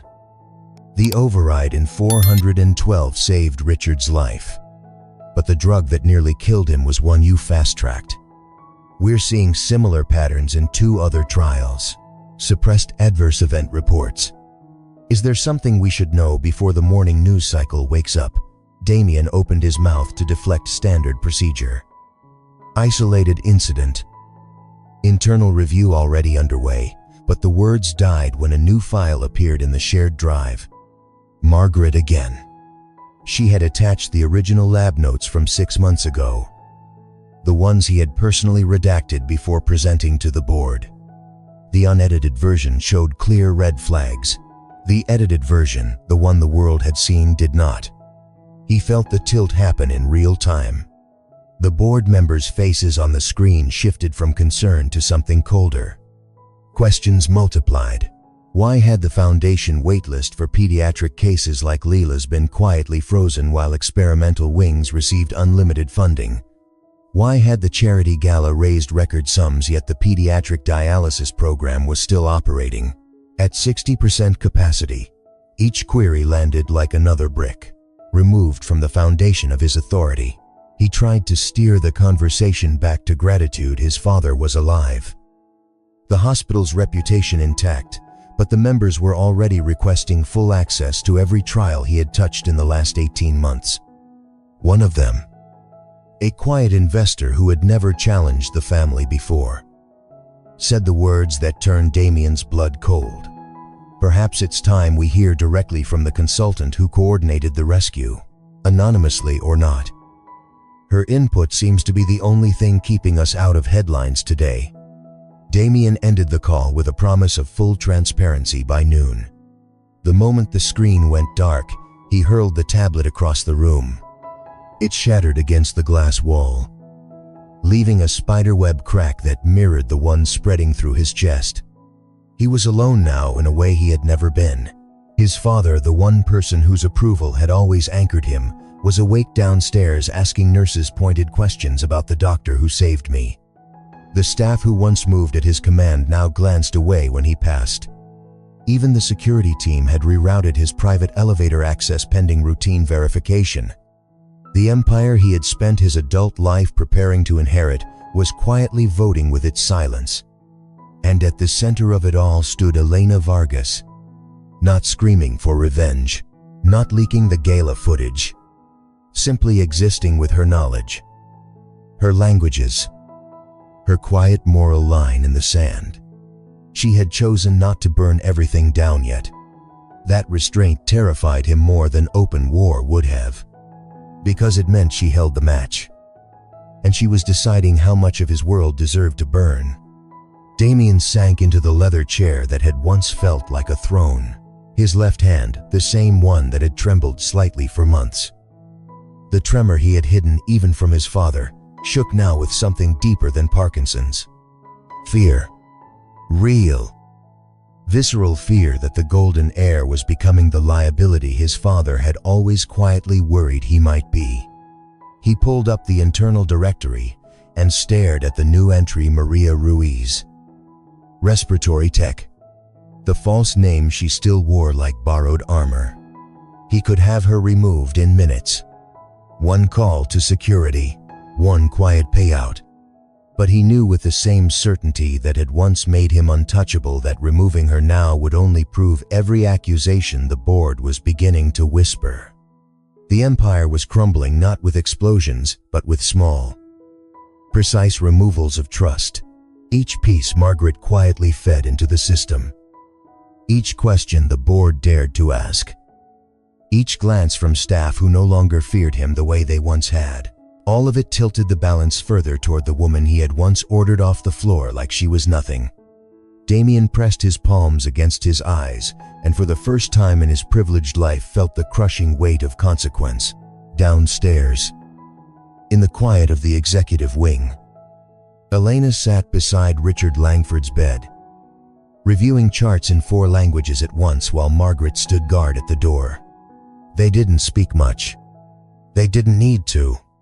The power shift was happening without fanfare, slow, inevitable, and earned in the only currency that mattered here: lives saved instead of egos protected. Damian Langford was learning, in the loneliest hours before dawn, that some empires fall not because the ruler is weak, but because someone he refused to see turned out to be stronger. And the fall had only just begun. The private garden terrace on the hospital's roof was never meant for staff. It belonged to the Langford family, a glass-enclosed sanctuary with potted lemon trees, a small fountain that masked difficult conversations, and a single wrought iron table where Richard Langford had once negotiated million-dollar research grants under starlight. Tonight, the space felt smaller, the city lights below too distant to offer comfort. Margaret had arranged the meeting with a single text to Elena. "He asked for you. No titles. No audience. Room 412 is stable. Go." Elena arrived first. She had changed out of the borrowed scrubs into her own clothes, a simple gray sweater and jeans that still carried the faint scent of the cheap detergent from her apartment. No badge. No pretense. The false name Maria Ruiz had been retired the moment Richard opened his eyes and asked for the woman who speaks in 4 voices. She stood at the railing, fingers tracing the cool metal, watching the river wind through the city like a vein. Lila was safe for one more night. Her neighbor had sent a photo of her daughter sleeping with the new pain medication finally working. But safety felt temporary now, balanced on the edge of truths she had never planned to share.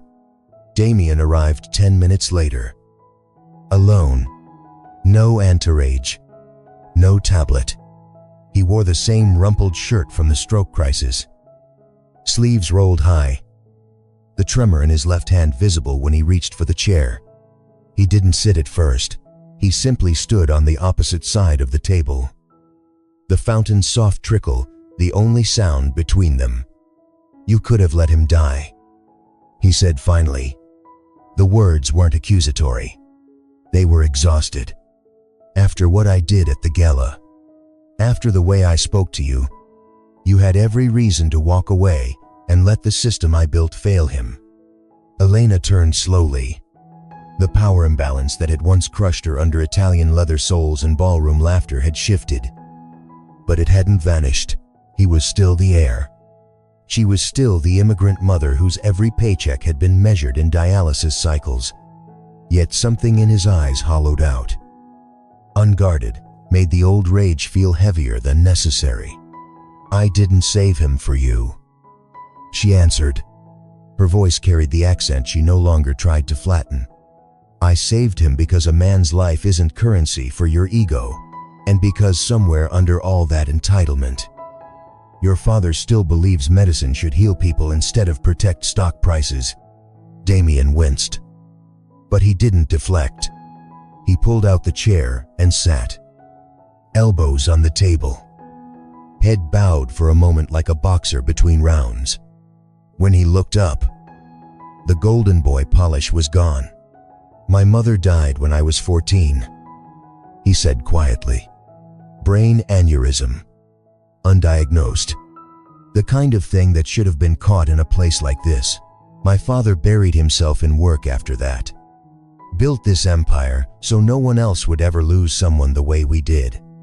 I grew up thinking the only way to honor her was to make sure the hospital never failed anyone again. But somewhere along the way," he gestured vaguely at the city below, "I started measuring success in approvals and funding rounds instead of lives. I told myself it was the same thing." Elena remained standing. The confession should have felt like victory. Instead, it landed soft against the wall she had built. She had expected arrogance, excuse, another attempt to buy her silence. She hadn't expected the crack in his voice when he spoke of his mother. "I lost my husband the same year Leela was born," she said after a long pause. The words surprised her. She had never spoken them aloud in this country. "Not to illness. To the men who wanted me silent." I testified against a drug trial in Barcelona that killed 14 children. The company was connected to people who own judges, hospitals, politicians. They took my license, threatened Lila before she could even walk. I ran with her in my arms and a suitcase of medical journals. I couldn't let them burn. 3 years of cleaning floors so I could afford the medicine that might keep her kidneys from failing completely. And then I walked into your gala and you decided my accent made me disposable. Damian's hand tightened on the edge of the table. The tremor worsened, but he didn't hide it. I saw the way you looked at me that night. Not just anger, recognition, like you'd seen my type before. I have, Elena said simply. Men who think power excuses blindness. I became a doctor to prove the opposite. Then I became a mother who learned that sometimes staying alive is the only victory you get. The fountain trickled on. Neither of them moved to fill the silence. For the first time, Damian wasn't performing. He was listening, really listening the way patients listened when a diagnosis finally named their pain. I've spent my whole life trying not to become my father's grief, he admitted. Voice rough, pushing harder, faster, because slowing down meant feeling what he felt when Mom died. And in the process I became something worse. Someone who could stand over a woman on her knees and mock the very thing that made her extraordinary. Your languages, your knowledge, the fact that you still chose to save him after everything. Elena finally sat. The iron chair was cold through her jeans, grounding her. And I've spent 3 years trying not to hate men like you. Because hate takes energy I need for Lila. But tonight, watching you realize what almost happened to your father, I saw the boy who lost his mother. Not the heir. Just a son who's terrified of failing the only parent he has left. Damian's eyes met hers across the small table. The power imbalance was still their wealth, status, influence, but it no longer felt like a wall. It felt like a bridge neither of them had noticed until now. Vulnerability had done what revenge never could. It had made them equals in exhaustion and loss. I can't undo the gala, he said. I can't erase the way I spoke to you. But I can make sure no one else in this hospital ever feels invisible the way you did. The foundation waitlist, the pediatric trials, your daughter's case. I'll move her to the top, personally, and I'll reinstate every protocol you corrected in secret. No redactions, no shortcuts. Elena studied him for a long moment. She saw the cracks, the tremor that wasn't just neurological. The shoulders carrying a dead mother's legacy and a living father's expectations. She felt her own guarded heart soften. Not into forgiveness, exactly, but into something more dangerous understanding. I don't want charity, she said. I want the truth. When your father wakes up fully, he deserves to know who really saved him. And the board deserves to know why the system failed him in the first place. After that, we decide what this hospital becomes. Together, or not at all. Damian nodded once. Slow and heavy. No negotiation. No counteroffer. Just acceptance. For several minutes they sat in silence. The city humming far below. The heir and the exile. The man who had broken her dignity and the woman who had quietly rebuilt his father's life. Shared wounds had done what money and status never could. They had created the first fragile thread of mutual respect. But Elena felt the next truth rising already. Richard Langford would wake soon. The board would demand answers. And the shadows from Barcelona, the ones that had followed her across an ocean, were stirring at the rumor of a ghost doctor who had just stepped back into the light. The uneasy understanding between them was only the beginning. The real reckoning was still hours away. The boardroom on the 38th floor had never felt colder. Floor-to-ceiling windows framed the city at dawn, but the light only sharpened the edges of every face around the long obsidian table. 12 board members sat in their usual hierarchy, some still in yesterday's suits. Others pulled from breakfast meetings by urgent alerts. Richard Langford occupied the head chair, pale but upright, an oxygen cannula discreetly tucked beneath his collar. Damian stood at the far end, hands flat on the table as if the wood could anchor him. The air carried the faint metallic scent of fear. Elena waited in the small antechamber, heart steady for the first time in years. Margaret had slipped her a plain navy blazer over her gray sweater, nothing flashy, nothing borrowed, just enough to signal she was no longer hiding. Through the half-open door, she could hear the low murmur of press being ushered into the adjacent media room. 3 major outlets. Live stream ready. The board had insisted on transparency after the overnight leaks the suppressed trial data. The gala footage. The anonymous consultant who had saved the founder's life. Damian had tried to contain it. The board had overruled him. Richard's voice carried through the crack in the door. Weaker than his old command, but no less absolute. Bring her in. The world needs to hear this from all of us. Elena stepped inside. Every head turned. The shift was visceral. The same people who had chuckled at Damian's ballroom cruelty now sat in stunned silence as the woman they had seen on their knees rose to the center of the room. She carried no notes, no flash drive, only the quiet authority of someone who had already spoken in 4 languages to keep death at bay. Damian's eyes met hers. The tremor in his left hand was visible to everyone now. He didn't hide it. He simply nodded once, a small, broken gesture of surrender that no one in the room missed. Richard spoke first, voice steady despite the exhaustion. This is Dr. Elena Vargas. She is the physician who coordinated the international rescue that saved my life last night. Not a consultant, not an anonymous tech. A doctor who once testified against pharmaceutical corruption in Europe and paid for it with everything except her daughter. She has been cleaning our floors for 18 months because this country made her start over. And last night, after my son publicly humiliated her in front of donors, she chose to save me anyway. A ripple moved through the board. One member, the woman who had questioned Damian hours earlier, leaned forward.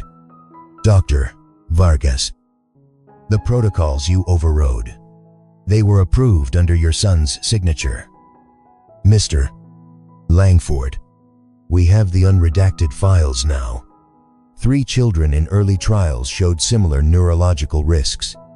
Those reports were buried. Damian's knuckles whitened on the table. He looked directly at Elena. Not the board. They were buried because I signed the redactions. I told myself it was to protect the research, to protect my father's legacy. I was wrong. Dr. Vargas saw the danger in minutes that my entire team missed in months.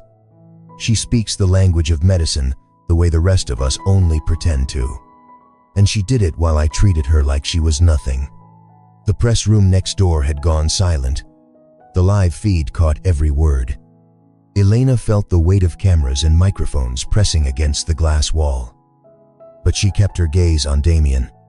The imbalance that had once crushed her was inverted now, not by revenge, but by truth. His empire, his future, his father's life, all of it rested on whether she chose mercy or justice. Richard turned to his son. Damian, say it. The board needs to hear it from you. The press needs to hear it. And I need to hear it. Damian straightened. For the first time in his life, he looked smaller than the room. He walked around the table until he stood directly in front of Elena. No barrier, no title shielding him. The golden heir who had snarled, "You're just the maid." Shut up, now, spoke with a voice stripped raw. Dr. Elena Vargas. I publicly humiliated you because I was blind. I mocked your accent, your work, your very presence, because I believed power meant never having to see the people who held this hospital together. You saved my father when I nearly killed him with my arrogance. You protected this institution when I was busy protecting my image. The board has voted. My role as interim CEO is suspended pending full investigation. The experimental trials I fast-tracked are halted, and the Langford Foundation will immediately fund every pediatric case on the waitlist, starting with your daughter Lila's full treatment protocol. No conditions. He turned to the board, then to the glass wall where the press waited. Effective immediately. I step aside. Dr. Vargas will lead the new Independent Ethics and Oversight Committee. She reports only to the full board and to my father. Her decisions on protocols, research, and charity allocation are final. If she chooses to walk away, the hospital loses its soul, and I lose the only person who has ever forced me to look at what I've become. The room exhaled. Board members nodded, some visibly relieved, others stunned into silence. Richard's eyes glistened, not with weakness, but with something like pride. For the first time in years, Elena felt the last chain of her old life snap. The invisible cleaner, the exiled mother, the woman who had knelt on marble while powerful men laughed. She stood now as the one whose mercy decided whether an empire survived. She didn't smile. Victory tasted quieter than she had imagined. Instead, she looked at Damian, really looked, and saw the boy who had lost his mother and the man who had almost lost his father because of it. The moral reversal was complete, not because she had destroyed him, but because he had finally seen her. I accept the role, she said, voice clear in the only language that mattered here. Not for revenge, for the children who can't speak for themselves, for Lila, and for every night cleaner who still believes medicine should be about healing. Flash bulbs erupted beyond the glass.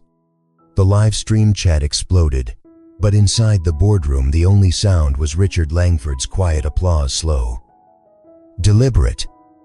The sound of an empire finally choosing truth over legacy. Damian stepped back, head bowed. The heir had become the student. The woman he had discarded had become indispensable. And in that single, earned moment, Elena Vargas crossed the last threshold from shadow to light. Her journey was no longer about survival. It was about the power she had always carried and finally allowed the world to see. 3 months later, the executive wing of Langford Medical Center no longer smelled of polished power and quiet fear. It smelled of fresh coffee, children's laughter from the new pediatric playroom, and the faint citrus of the lemon trees Elena had insisted on moving up from the roof garden. The glass walls still framed the city, but now they reflected a different kind of light, softer, more alive. Elena stood at the wide window in what had once been Damian's office. The title plate on the door now read simply, Dr. Elena Vargas, Director of Ethics and Global Outreach. No interim, no consultant, just her name. Restored, recognized, and paid in the currency of real authority. Behind her, the long walnut table had been replaced by a round one, no head. No hierarchy, where the new oversight committee met every Tuesday. Half the members were former night shift nurses and respiratory techs. The other half were international specialists she had pulled in from the same 4 languages that had once saved Richard Langford's life. Lila sat cross-legged on the thick rug in the corner, stacking blocks with the quiet focus only a child who no longer fought for every breath could afford. Her cheeks had filled out. The dark circles under her eyes had faded. The experimental protocol, the one Damian had once controlled like a crown jewel, was now hers without conditions, without waitlists, without the invisible tax of being not photogenic enough. Every Friday, the two of them walked the same corridors Elena had once cleaned. But now nurses greeted Lila by name, and doctors asked Elena's opinion before rounds. The reversal wasn't loud. It was ordinary, and that made it sacred. The door opened softly. Damian stepped in, carrying 2 paper cups from the new ground floor cafe, the one that served staff and patients at the same price. He no longer wore the tailored shirts that announced importance. Today, it was a simple gray Henley. Sleeves pushed up. The tremor in his left hand steadier after months of proper treatment under Elena's quiet supervision. He had stepped down exactly as promised. No golden parachute. No press spin. Just a quiet office on the research floor where he now spent his days reviewing trial data with the same rigor he had once avoided. He set 1 cup beside her. Extra shot. No sugar. The way you pretend you don't like it sweet. Elena accepted it with a small smile that still carried the echo of every night she had spent wondering if kindness from his world came with strings. Your father says the new pediatric wing opens next month. He wants you to cut the ribbon. Damian leaned against the window beside her, watching Lila build a tower that reached her chin before it toppled. I told him the ribbon belongs to the woman who made the wing possible. Besides, I'm better at reading spreadsheets than smiling for cameras these days. They stood in comfortable silence. The old power imbalance had not vanished. Wealth still existed. Influence still tilted the world, but it had been reshaped into something earned and mutual. Damian had spent the last 90 days in quiet atonement personally reviewing every redacted report, meeting with families whose children had waited too long, learning the names of every night cleaner who now received full medical benefits and language classes on company time. He never asked for praise. He simply showed up. Elena sipped the coffee. Lila starts preschool in the fall. Real preschool, not the free one at the community center.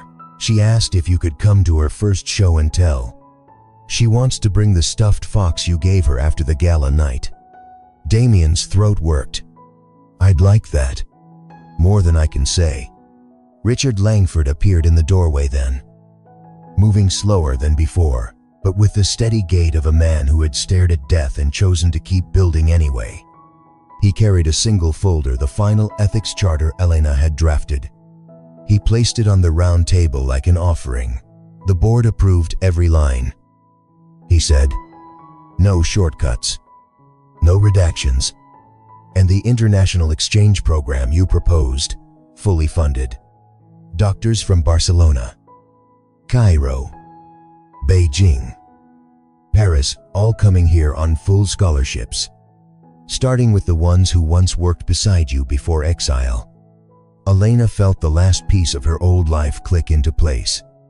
Not triumph, not closure, something gentler: continuity. The woman who had fled across an ocean with nothing but journals and a baby now stood in the center of the very empire that had once discarded her, rewriting its rules from the inside. Lila looked up from her blocks and grinned the same grin that had kept Elena scrubbing floors at 3 a.m. when hope felt like a foreign language. Damian cleared his throat. I've been thinking about the name of the new wing. The Elena Vargas Center for Pediatric Innovation. If you'll allow it. Elena turned to him fully. The man who had once snarled at her accent now waited for her permission with genuine humility. She saw the boy who had lost his mother, the son terrified of losing his father, and the leader learning slowly, painfully, that power measured by how many people you lifted instead of how many you stepped over. She nodded once. Only if the first plaque reads, for every night cleaner who ever corrected a chart in secret. Richard laughed, the sound rusty but real. Lila clapped, scattering blocks across the rug. And for the first time in years, Elena felt the weight she had carried across borders finally settle into something lighter. Not gone, never gone, but shared, distributed, made bearable by the very system she had helped transform. Later that evening, as the sun dipped behind the river, Elena walked Lila through the main lobby, hand in hand. The marble floors still gleamed, but now they reflected the faces of people who no longer looked through the cleaning staff. A young night cleaner, new hire. Nervous eyes. Thick accent pushed her cart past them. Elena stopped, knelt to the girl's level, and spoke softly in Spanish. Si ves algo que no está bien en un chart, escribe una nota. Nadie te preguntará quién eres, pero un niño dormirá mejor por eso. The girl's eyes widened in recognition not of fame, but of sisterhood. She nodded once, fierce and grateful, and continued her rounds. Damian waited by the revolving doors, jacket slung over one shoulder. No entourage. He fell into step beside them as they stepped into the cool evening air. No grand speeches, no dramatic declarations. Just three people: a mother, a daughter, a man learning how to see, walking toward whatever came next. Somewhere above them, the hospital lights stayed on, steady and kind. The empire had not fallen. It had simply been remade by the woman who had once been told she didn't belong in it. And in the quiet spaces between heartbeats, Elena Vargas finally understood the deepest reversal of all the power that had once tried to erase her was now the very thing carrying her forward. Not because she had taken it, but because she had refused to let it stay blind. Thank you for staying with me until the very last page turned. I always sit with these stories a little longer after the final words, letting the weight of them settle. There was something about Elena's hands, those same hands that once wiped marble floors and later steadied a dying man's monitors, that stayed with me. The way she moved through the hospital, not seeking applause, but simply refusing to let knowledge die in silence. The way Lila's breathing grew steadier, not because of headlines or board votes, but because one woman decided her child's life would no longer be measured by wait lists and invisible lines. I keep thinking about Damian standing on that roof terrace, the tremor in his hand, no longer something to hide. Not because he lost everything, but because he finally saw what he had almost destroyed. And Richard, watching his son learn the same lesson he once learned the hard way, that legacies are not built by control, but by the people willing to tell the truth when it costs the most. What lingers most is the quiet. The moment Elena knelt beside the new night cleaner and spoke in Spanish, passing on something no title could ever give. The way the hospital lights stayed on, steady and kind, for every family still fighting in rooms no one sees. The ordinary miracle of a little girl stacking blocks on a rug in an office that once belonged to the man who once looked through her mother.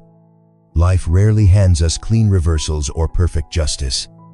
It gives us small doors, a wrong chart, a spilled drink, a father's sudden decline, and asks what we will do when we step through them.